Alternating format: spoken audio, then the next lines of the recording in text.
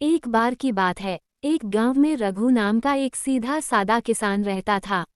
मेहनती पर गरीब। वहीं शहर से एक अमीर आदमी, श्री वर्मा, गांव की जमीन खरीदने आया।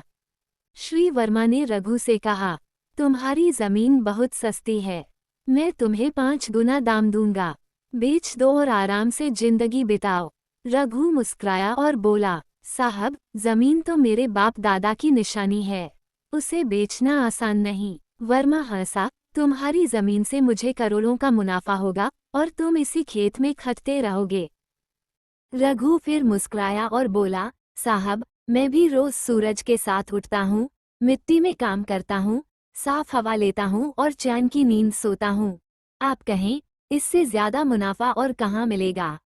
वर्मा थोड़ी देर चुप रहा, फिर उसने चाल चली।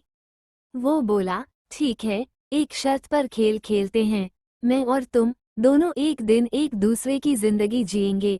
अगर तुम्हें मेरी जिंदगी पसंद आए तो जमीन मेरी, अगर मुझे तुम्हारी जिंदगी भा जाए तो मैं तुम्हारी सेवा करूंगा। रघु मान गया। पहला दिन, रघु शहर के बंगले में गया। नौकर चाकर, एक कमरे, बढ़िया खाना, लेकिन चैन नहीं। बिजनेस मीटिंग, फोन कॉल्स, तनाव, नींद तक नहीं आई। दूसरा दिन, वर्मा खेत में पहुंचा, मिट्टी में काम किया, भैंस को चारा डाला, दोपहर को आम के पेड़ के नीचे झपकी ली, शाम को गांव के बच्चों संग लुका छिपी खेली। पहली बार जिंदगी में उसे सुकून मिला। अगले दिन दोनों मिले। रघु बोला, साहब, आपकी जिंदगी में सब कुछ है, सिवाय सुकून के।